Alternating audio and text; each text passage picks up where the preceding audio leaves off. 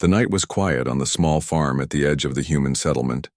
Stars shone brightly in the purple-black sky of Proxima B, casting a soft glow over the modest home where the Larson family slept.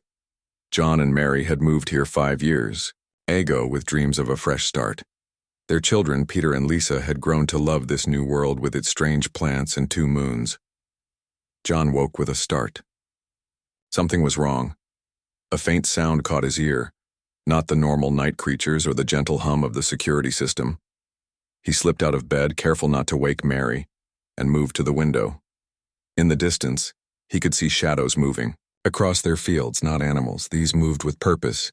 "Mary," he whispered, shaking his wife gently. "Wake up, we need to get the kids." Mary was instantly alert, years of frontier living having taught her to wake fully at a moment's notice. "What is it?" "Not sure, but something's coming."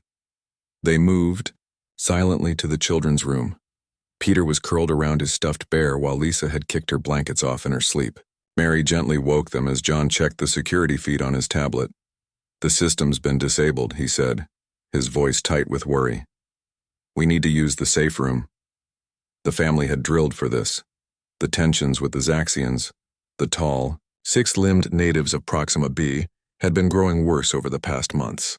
Human settlements kept expanding, and the Zaxian royal family had made public statements about the human problem. The Earth government had assured the colonists that diplomatic talks were going well, but John never fully trusted such promises. Peter, now 10, helped his 8-year-old sister gather her essentials, a small bag each containing water, a snack, and 1 treasured item. For Peter, it was the pocket knife his grandfather had given him.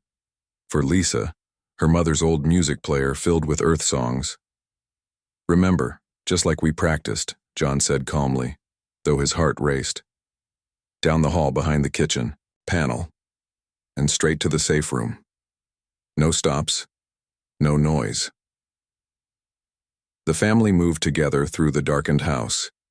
John in front, Mary behind the children. They had nearly reached the kitchen when the front door exploded inward. 6 Zaxian soldiers burst into the home. They wore dark armor that reflected the emergency lights that had switched on. Their upper limbs held energy weapons while their lower ones carried what looked like ceremonial blades. "Run!" John shouted, grabbing a kitchen chair and throwing it at the nearest soldier. Mary pushed the children toward the hidden panel. "Go! Now!" Peter pulled at the panel while Lisa screamed. The panel slid open, revealing a narrow passageway. The children scrambled inside as John fought to hold back the Zaxians. Mary grabbed the household stunner from its hiding place and fired at the intruders, giving her husband a moment to retreat. "Get in!" she yelled to John, firing again. The lead Zaxian, his face marked with royal house symbols, spoke in perfect English. "By order of King Drazakor, this human infestation will be removed." John lunged for the passage, but energy bolts hit his back. He fell forward, his eyes finding Mary's one last time before the light faded from them. Mary screamed and fired wildly, hitting one of the soldiers in the face. The Zaxian dropped, dark blue blood splashing across the kitchen floor. Then 3 energy bolts hit her chest simultaneously, and she collapsed beside her husband. Inside the passage, Peter held Lisa tightly, covering her mouth to muffle her sobs. Through the slim opening, they could see their parents fall. The boy wanted to run to them, but he remembered his father's words from their drills. "If something happens to us, your job is to protect Lisa and get to the safe room, no matter what you see or hear." The Zaxian leader stepped over the bodies and looked directly at the hidden passage. "Find the offspring," he ordered. "The king wants the entire family eliminated." Peter pulled his sister deeper into the passage, moving as quietly as possible toward the safe room 30 meters away. Behind them, the sound of the panel being ripped from the wall echoed through the narrow space. "They're in here," a soldier called out. Peter and Lisa ran now, no longer trying to be quiet. The safe room door was just ahead, a heavy metal barrier with an emergency beacon that would alert the colony center. Peter pushed Lisa inside and turned to close the door, but a Zaxian hand grabbed the edge, powerful muscles straining to push it open. "Get back," Peter yelled to his sister. He pulled his grandfather's knife from his pocket and stabbed at the blue-skinned hand. The Zaxian shrieked but didn't let go. Lisa, trembling but determined, grabbed the emergency beacon and activated it. Red lights flashed as the distress signal went out. Then she picked up the heavy metal toolbox their father kept in the safe room and slammed it against the Zaxian's fingers. The creature pulled back just enough for Peter to force the door closed. The locking mechanism engaged with a series of clicks. They were sealed in, safe for now. "They killed Mom and Dad," Lisa whispered, her voice breaking. Peter held her close. "Help will come. The beacon's working." Outside, they could hear the Zaxians trying to break through the door. It would hold for a while, but not forever. The children huddled together in the corner farthest from the door. The sounds of energy weapons hitting the door continued for what seemed like hours. Then, suddenly, silence. The children looked at each other, hope rising. "Do you think they left?" Lisa asked. Before Peter could answer, a new sound reached them, the hiss of something being sprayed around the edges of the door. A moment later, a sweet-smelling gas began seeping into the room. "Cover your mouth." Peter tore his shirt and gave half to Lisa. They pressed the fabric over their faces, but the gas was potent. Lisa's eyes began to close first. "Peter, I'm so sleepy." "Stay awake," he begged, shaking her, but his own vision was blurring. Help is coming. As consciousness slipped away, the last thing Peter heard was the safe room door being cut open and the heavy footsteps of the Zaxian soldiers entering. The next morning, colony security forces found the Larson homestead in ruins. The bodies of John and Mary lay where they had fallen. In the safe room, Peter and Lisa were discovered side by side, peaceful in appearance but lifeless. The emergency beacon had worked. It had sent its signal. But help had arrived too late. News of the massacre spread quickly through human space. On Earth, the full recording from the home's security system played before the United Earth Defense Council. They watched in silence as the Zaxian leader clearly stated that the attack was by order of King Drazkor. When the recording ended, Admiral Diane Powell spoke first. This was not a random attack or a local dispute. This was a sanctioned royal execution of a human family, of children. The council members looked at each other. Their response would determine the future of human-Zaxian relations. "We cannot risk open war," said one council member. "But we cannot let this stand," said another. Admiral Powell pulled up a classified file on her screen. "I propose we activate Project Nemesis, a targeted response." The vote was unanimous. Within hours, 2 people who officially did not exist were summoned to a facility deep beneath the Rocky Mountains. Their mission: deliver humanity's answer to the royal family of Zaxia. Prince Krastul enjoyed his nightly soaking ritual. The warm mineral waters eased the aches in his joints after long days of royal duties. Tonight, as the festival continued outside the palace walls, he dismissed his servants early. He wanted peace and quiet after hours of ceremonial appearances. The prince never noticed the slight movement in the ventilation grate above his bathing chamber. He never saw the tiny device that dropped silently into the water control panel. And when the electrical surge shot through the water 10 minutes later, his death was quick, surprising but not painful. By that time, William and Kate were already back in the market district, establishing their presence at a night festival event. The perfect alibi. "First one done," Kate said quietly as they walked among the celebrating crowds. William nodded. 16 to go. The next morning, news of the prince's tragic accident spread through the city. The royal family announced a day of mourning, but the festival would continue. Tradition demanded it. William and Kate watched the public announcement on a screen in the market square, noting the positions of the surviving royal family members. "Princess Mevra looks genuinely upset," Kate observed. "She's next," William replied. "Tonight." Princess Mevra was known for her evening meals alone in her chambers. Unlike many royals, she preferred simple food prepared by her personal chef. The chef who, by remarkable coincidence, purchased some rare spices from an off-world merchant that very afternoon. "These will bring out the flavor of Jarek root," William told the chef, playing his merchant role perfectly. Just a small pinch is enough. The spices were harmless. The nearly invisible powder William managed to sprinkle on them while packaging them was not. It would trigger a severe allergic reaction in Zaxian physiology. Rare, but not unheard of. That evening, Princess Mevrod died at her dinner table. Palace physicians declared it a tragic allergic reaction. Coming so soon after her cousin's accident, the royal family was devastated. 2 days, the merchant staying in the room next to William and Kate said at breakfast. The royal house is cursed. William played the part of the concerned visitor. Such tragedy during a sacred festival. Do you think they'll cancel the remaining events? Never, the merchant replied. The Festival of Ascension has continued through wars and natural disasters. It's bad luck to stop once it's begun. This was exactly what William and Kate were counting on. The rigid Zaxian adherence to tradition meant the royal family would continue their scheduled appearances despite the deaths. It made predicting their movements much easier. On the third night, it was young Lord Bezital's turn, the king's nephew, 14th in line to the throne. A promising military officer with a weakness for stimulants, his death looked like an overdose of a common recreational substance. Kate slipped the compound into his drink at a festival club where the young lord was known to party when off duty. By the fourth day, palace security had increased significantly. The royal family was clearly concerned, though no one publicly suggested the deaths were anything but tragic coincidences. William and Kate adjusted their approach, using their merchant cover to deliver gifts to the palace, items that contained their specialized weapons already hidden inside. Lord Vexmore, the king's brother, received a ceremonial blade with tradition-appropriate poison in the handle. When he cut his palm during the 5th day's blessing ritual, the poison entered his bloodstream. He collapsed during the ceremony, dead before the palace physicians could reach him. Now the palace was on high alert.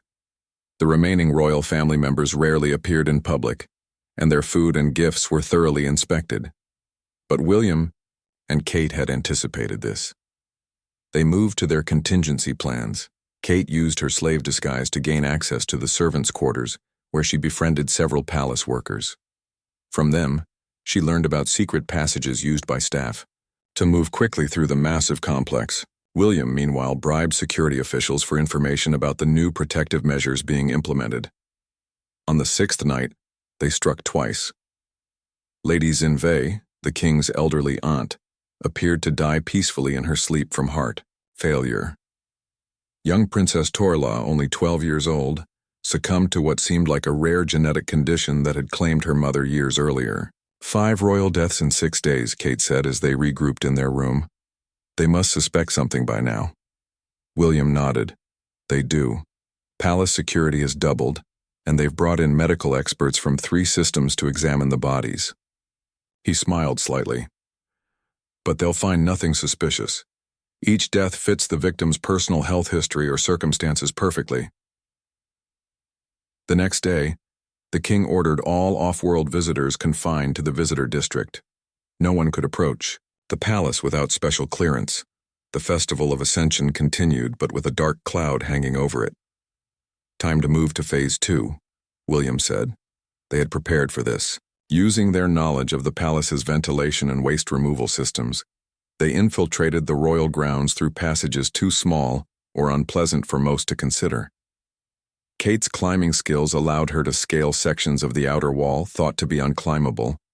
William's expertise with the Northern Star dropped out of faster-than-light travel with a shudder. Through the viewport, William and Kate got their first look at Zaxia Prime, a world of deep blues and swirling purples, with 3 small moons orbiting close by. The sea planet was beautiful, but neither assassin was in the mood to admire the view. Final approach, Captain Dawson announced over the ship's comm system. We'll be docking at Orbital Station 7. Remember, stick to your cover story. For 3 weeks, William and Kate had prepared for this mission. They had studied palace layouts, security rotations, and the personal habits of all 17 royal family members. They had practiced with their weapons until they could use them perfectly even in the dark. Now it was time to put everything into action. Ready? William asked, holding up one of the genetic camouflage suits. Kate nodded and took the silver garment. As ready as I'll ever be to turn into an alien. They each went to their private quarters to apply the technology. The suit was cold at first, clinging to the skin like wet cloth. Then it began to warm as it activated, spreading across the body until it covered every inch. William felt a strange tingling sensation as the camouflage began to work. He looked at his hands and watched as the 5 fingers merged into 4 thicker digits with blue-gray skin. His arms elongated, and he felt the strange sensation of a second set of limbs growing from his sides. When he looked in the mirror, a Zaxian merchant stared back at him, tall with blue-gray skin, forearms, and oval eyes with vertical pupils. When he rejoined Kate in their shared cabin, she too had transformed. Her Zaxian form was slightly smaller than his, with lighter blue skin, the mark of a slave in their society. "This is beyond weird," she said, her voice sounding normal despite coming from an alien mouth. "The voice modulator will kick in when we speak to any actual Zaxians," William reminded her. "Remember, minimal talking from you. Slaves aren't supposed to speak unless spoken to." Kate made a face. Such a charming culture we're visiting. The ship docked smoothly at the station. Captain Dawson had been told they were merchants bringing rare minerals for the Royal Festival. The minerals were real, the perfect cover for getting close to the palace. "Good luck with your business," Dawson said as they prepared to disembark. "I'll be here for 3 days before heading back to the Centauri system if you need return passage." William knew they would never see the captain again. If their mission succeeded, they would leave on a different ship under different identities. If they failed, they wouldn't be leaving at all. The orbital station was busy with traders and visitors, arriving for the Festival of Ascension. Zaxians moved efficiently through the crowded halls, their forearms allowing them to carry more cargo and operate multiple devices at once. William and Kate blended in perfectly, thanks to the camouflage technology. "Transport to surface," William said to a station official presenting their merchant credentials. The official barely looked at them. "Shuttle Bay 4, departing in 20 minutes. As they moved through the station, Kate kept her head down as a proper slave would, but her eyes took in everything. Security camera positions, guard rotations, potential escape routes. 6 armed guards at each major junction, she murmured, just loud enough for William to hear. Standard energy weapons. Nothing we didn't expect. The shuttle to the surface was crowded with merchants and their goods. William and Kate secured a corner spot where they could watch everyone while appearing to mind their own business. The journey took 30 minutes, passing through layers of clouds until the capital city came into view. Zaxia City sprawled across a coastal plain, its buildings a mix of ancient stone structures and modern crystal towers that caught the light of the system's primary star. At the center of it all stood the Royal Palace, a massive complex that looked like a cross between a fortress and a cathedral, with spires reaching toward the sky and thick walls surrounding it. "Impressive," William said, playing the part of a first-time visitor. A merchant sitting nearby nodded in agreement. "Wait until you see inside. The Hall of Ancestors alone is worth the trip." "I'm looking forward to it," William replied. "I hear the Festival of Ascension is the best time to visit." "Indeed, the royal family makes public appearances, and the market square is filled with the finest goods from across the system." The merchant leaned closer. "Though there are rumors that security will be tighter this year. Some trouble with other species, they say." William raised an eyebrow, looking curious. "Oh? What kind of trouble?" The merchant lowered his voice. "There was an incident with some humans at one of the colony worlds. Nothing to worry about. The king dealt with it firmly. But still, they're being cautious." "Understandable," William said. While beside him, Kate kept her expression neutral despite the anger he knew she must be feeling. The shuttle landed at the main spaceport. After passing through customs, where their fake credentials held up perfectly, they made their way to the merchant district. William had arranged lodging at an inn that catered to off-world traders, a place where comings and goings at odd hours wouldn't raise suspicions. Their room was small but private, with a single window overlooking a busy market street. As soon as the door closed behind them, Kate dropped her subservient posture. "I'm going to enjoy watching these people die," she said quietly, William checked the room for surveillance devices. Finding none, he replied, "Remember, we're professionals. No personal feelings can interfere with the mission." "I know." Kate sat on the edge of the bed. "But I keep seeing those children in the video.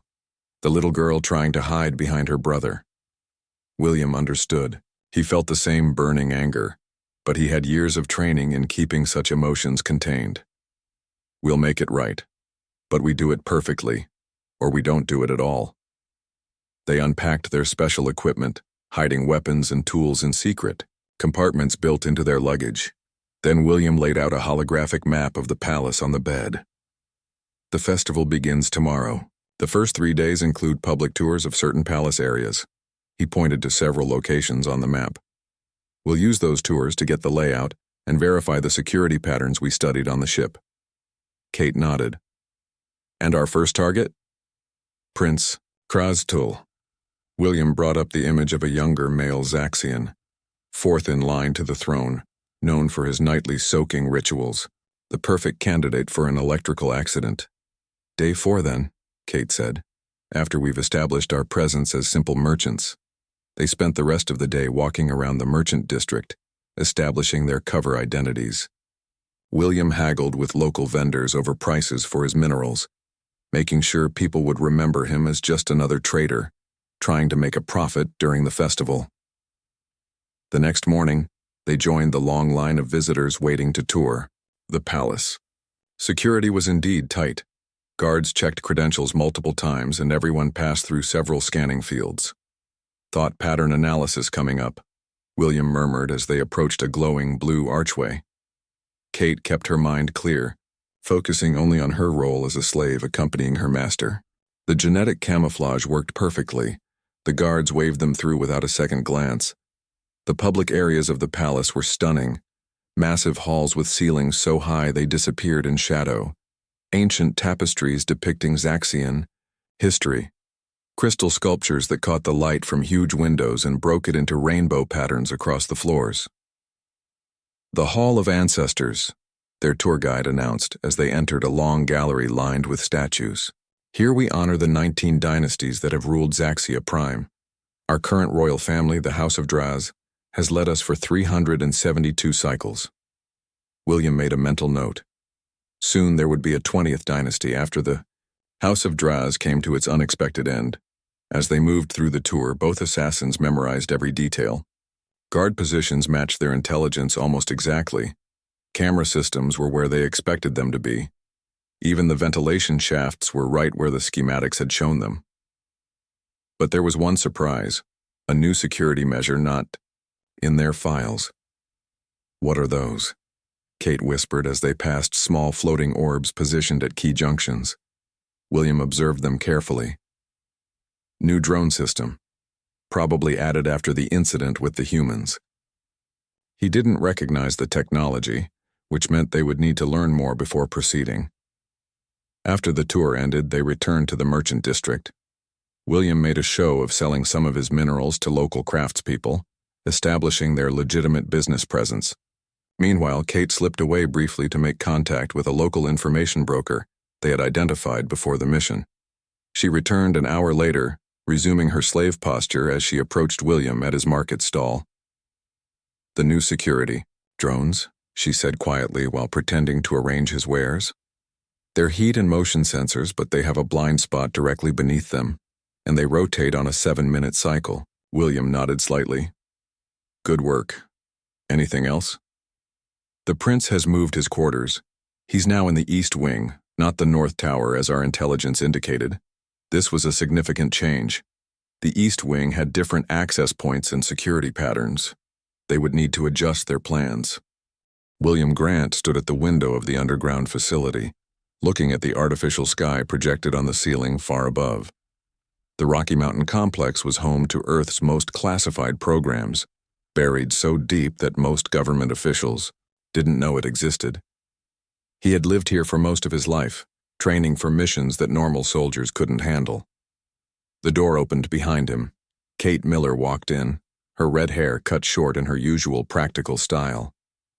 They had worked together for 7 years now, though most of those missions remained sealed in files that would never see daylight. They called you too, William said. It wasn't a question. Kate nodded. Must be big. They pulled me out of deep cover on Europa. I was this close to finding the smuggling ring's leader. She held her thumb and finger a tiny space apart. Sorry about that. Kate shrugged. What about you? Where were they hiding you this time? Mars colony. Diplomatic security detail. William turned from the fake view. But I'm guessing we're headed much farther out now. A chime sounded and the wall screen activated. Admiral Diane Powell's face appeared, her dark skin contrasting with her silver hair. She had been running special operations for longer than either agent had been alive. Grant, Miller, thank you for coming quickly. She didn't smile. Powell never smiled during briefings. You're being activated for a Nemesis-class mission. William and Kate exchanged glances. Nemesis missions were rare, precision strikes with massive political implications. The kind that officially never happened. What's the target? Kate asked. Instead of answering directly, Powell played a video. It showed a family, mother, father, 2 children, being attacked in their home by alien soldiers. William recognized the aliens immediately as Zaxians. The video was brutal, showing the parents being killed, then the children being hunted down and ultimately killed as well, despite hiding in a safe room. The Larson family, Powell said when the video ended. Colonists on Proxima B. The attack took place 3 days ago. The Zaxian commander clearly stated they were acting on direct orders from their king. A royal execution, William said quietly. Exactly. Powell's face was hard now. The Zaxian royal family has 17 members across 3 generations. Your mission is to eliminate all 17. Kate let out a low whistle. All of them? That's going to start a war. Powell shook her head. Not if it's done right. Each death must appear as an accident or natural causes. No evidence of human involvement. No connections between the deaths. By the time they realize what's happening, it will be too late. William walked closer to the screen. Tell us about the security we'll be facing. Powell brought up schematics of a massive palace complex. The Royal Palace on Zaxia Prime is one of the most heavily guarded locations in that sector. Over 3,000 staff and guards, multiple security systems, including genetic scanners, thought pattern analysis fields, and hunter-seeker drones. Thought pattern analysis. Kate looked concerned. That's a problem. They'll detect humans instantly, which is why you'll be using these. Powell pressed a button, and a wall panel slid open to reveal 2 metallic cases. The latest in genetic camouflage technology. It will alter your appearance and even your thought patterns at a surface level. You won't register as human to their scanners. William opened one of the cases. Inside was what looked like a thin silver suit. How long will it last? 48 hours per application. You'll have enough for 3 weeks. That should be sufficient. Time. Kate studied the palace schematics. Best entry point? You'll arrive during their Festival of Ascension.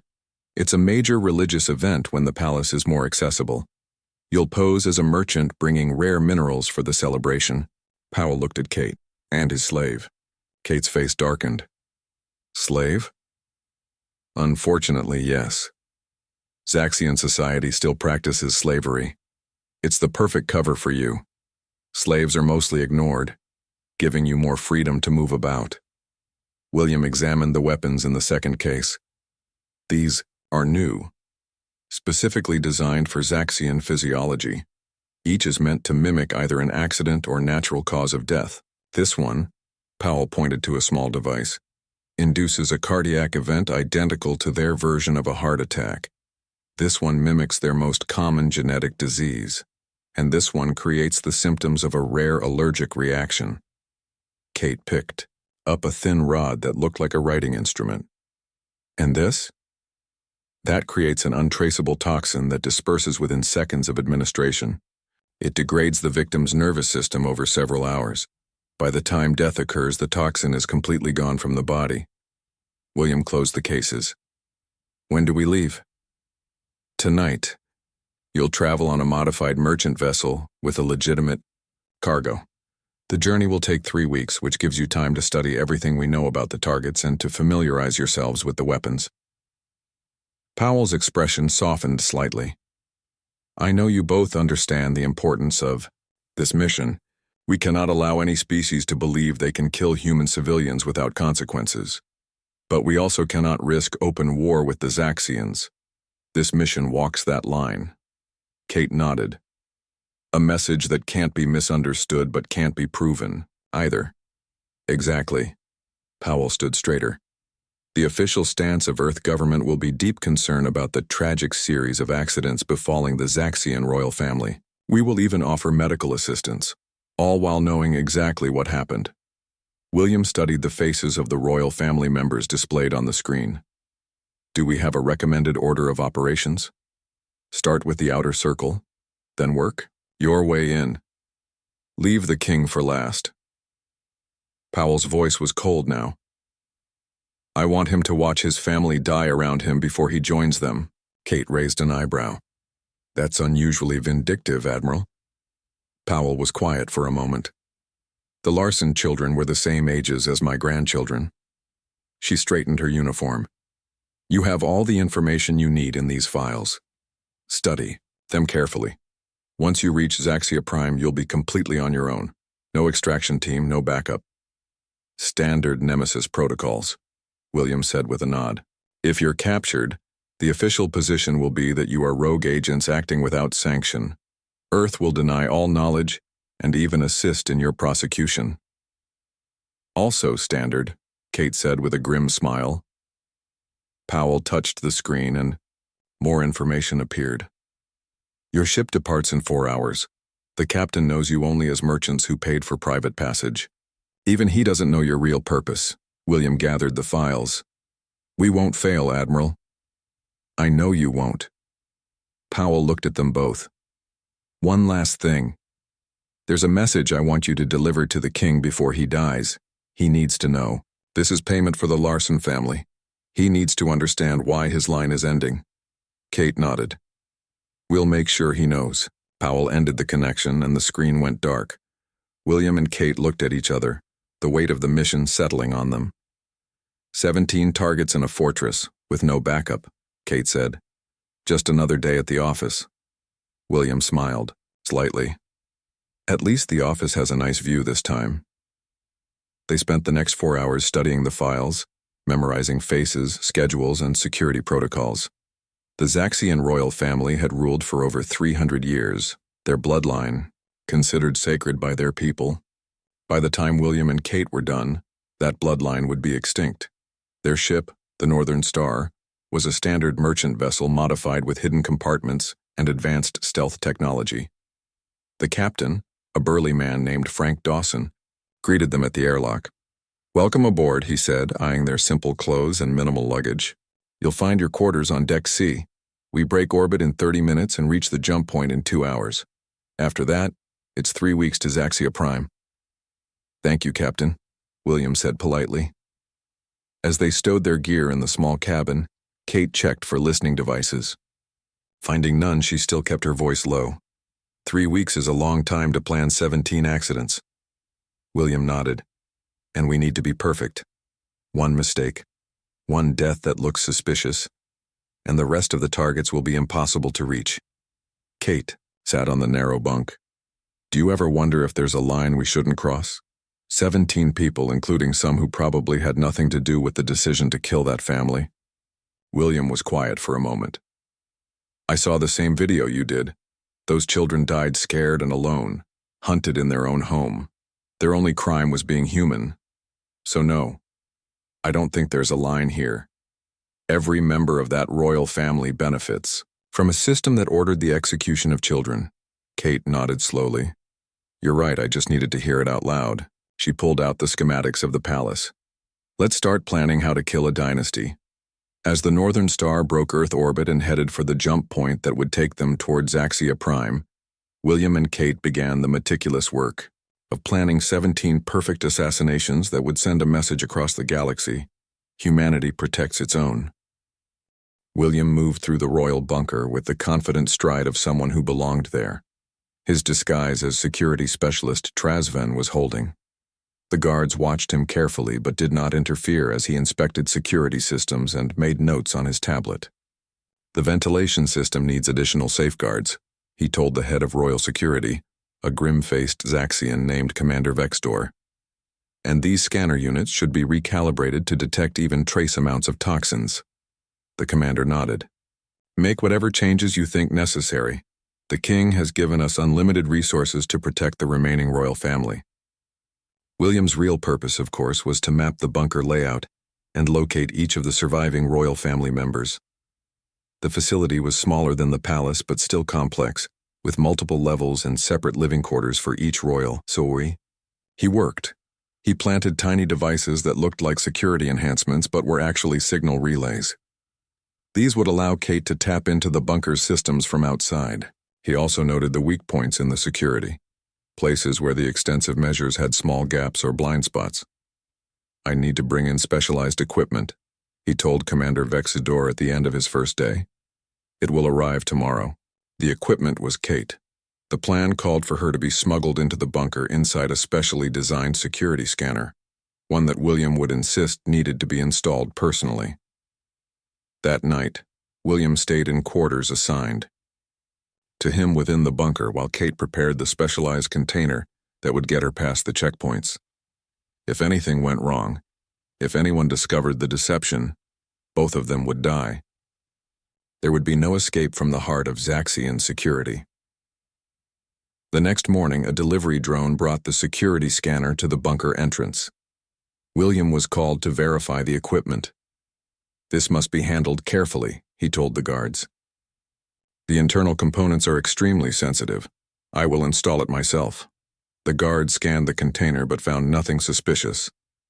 The special shielding Kate had lined it with masked her life signs and the weapons she carried. William brought the container to a security center in the middle level of the bunker, perfectly positioned for access to all the royal quarters. Once alone, he quickly opened the container. Kate emerged, stiff from hours confined in the small space but ready for action. Status, she whispered. 8 targets all within reach, William replied quietly. The king is on the lowest level. His children and grandchildren on this level. Security is heaviest around the king. Kate nodded. Let's start with the furthest ones and work our way in. They moved quickly. Kate slipped into the ventilation system while William continued his security consultant role, keeping guards distracted with requests and recommendations. Over the next 6 hours, 3 more royals died, each from what appeared to be natural causes or accidents. Princess Telza collapsed during her afternoon meal, a victim of what seemed to be heart failure. Young Prince Mektul was found unconscious, in his shower apparently having slipped and hit his head. Lady Vorsal never woke from her nap, her body showing signs of a stroke. Panic spread through the bunker. Commander Vexdor ordered a complete lockdown and demanded that every inch of the facility be searched. William used the chaos to his advantage, rushing from place to place as if trying to help, all while creating opportunities for Kate to move unseen. By nightfall, 3 more royals were dead. Only the king and his youngest son, Prince Kivdor, remained alive. Security around them was now so tight that dozens of guards stood watch, and they were confined to a single room with multiple scanning fields active at all times. We need to separate them, William said when he and Kate met briefly in a maintenance corridor. Kate checked her remaining weapons. I've got an idea, but it's risky. Her plan was drastic. She would allow herself to be caught, not as a human, but as a Zaxian intruder. The diversion would force the guards to split their attention, potentially creating an opening for William to reach either the king or his son. I don't like it, William said. If they catch you, they won't know who I really am, Kate interrupted. The genetic disguise will hold. At worst, they'll think I'm a rebel Zaxian or an assassin from a rival house. William wanted to argue, but they were running out of time and options. The deaths of 14 royal family members in less than 2 weeks had thrown the entire Zaxian government into crisis. Soon they would bring in even more security or evacuate the king off-planet entirely. Be careful, he finally said. Kate smiled grimly. Always am. An hour later, alarms blared throughout the bunker. Kate had allowed herself to be spotted in a restricted area. Guards rushed to capture the intruder, leaving only the most essential personnel guarding the king and prince. William, still in his security consultant disguise, rushed to the royal safe room along with Commander Vextor. The intruder is heading for level 3, William said, looking at his security tablet. We should move the prince to a secondary location while maintaining maximum security around His Majesty. The commander hesitated, then nodded. Make it happen. I'll stay with the king. This was exactly what William had hoped for. As guards prepared to move the young prince, William approached the boy. Your Highness, for your safety, please take this. He handed the prince what appeared to be a personal shield generator, standard protection for Zaxian royalty. The prince took the device gratefully. When he activated it an hour later in his new secure location, it released an odorless, colorless gas that put him into a deep sleep from which he would never wake. The medical sensors would show a catastrophic but natural brain hemorrhage. Meanwhile, Kate led her pursuers on a chase through the bunker's lower levels. She had no intention of being caught, but needed to maintain the diversion long enough for William to complete his task. When she received his signal, a brief coded burst over their secure communication link, she made her escape through a waste disposal chute, a route they had identified during their planning. Now only King Drazkor remained alive, the man who had ordered the death of the Larson family. The king was in a state of shock. In less than 2 weeks, his entire bloodline had been wiped out. He sat in his secure room, surrounded by his most loyal guards, including Commander Vextor. Your Majesty, William said, still playing his role. As the security consultant, I believe I have discovered how the assassin is operating. The king looked up, hope flickering in his eyes for the first time in days. Tell me. It appears to be a new type of nanite weapon, William explained. Undetectable by standard scanners. I need to recalibrate your personal security field immediately. Commander Vextor looked suspicious. No one touches the king's security field without my approval. Of course, William nodded respectfully. You can oversee the entire process, but it must be done now. The longer we wait, the greater the risk. The commander looked to the king, who nodded wearily. Do it. I am tired of watching my family die around me. William approached the king's security console. As he worked, he carefully manipulated the controls to create a brief window when the security field would deactivate, just long enough to use his final weapon. This will only take a moment, Your Majesty, William said. Then, as the field briefly flickered, he pressed a hidden button on his wrist device.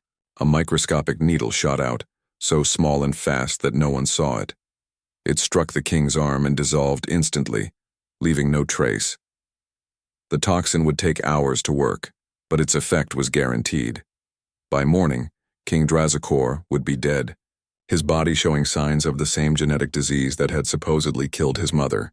The system is now secure, William announced. I've also added additional protocols to detect any further intrusion attempts. The commander thanked him, and William left the royal chamber for the last time. His work was done. Now he needed to exit the bunker before the king's death was discovered. Using his security consultant credentials, William left the facility without incident. Kate was waiting at their prearranged meeting point in the city, having already shed her Zaxian disguise for a different alien appearance. Is it done? She asked. William nodded. The king will be dead by morning. All 17 targets eliminated. They didn't speak again until they were aboard a cargo ship bound for the outer colonies. By then, news of King Drazkor's death had spread across the planet. The Zaxian royal line, 372 years in power, had been completely extinguished in just 13 days. Do you think they'll ever figure it out? Kate asked as they watched Zaxia Prime shrink in the viewport. Someday, perhaps, William replied. But they'll never prove anything. To history, it will be a tragic series of coincidences, a curse, a stroke of bad luck. And to those who need to know, they'll understand the message. Touch one human family, lose your entire bloodline. The ship jumped to faster-than-light speed, leaving the Zaxian system behind. 3 weeks later, William and Kate returned to Earth, their mission complete. They made their report to Admiral Powell in the same underground facility where they had received their assignment. 17 targets. 0 evidence of assassination. Mission accomplished, William stated simply.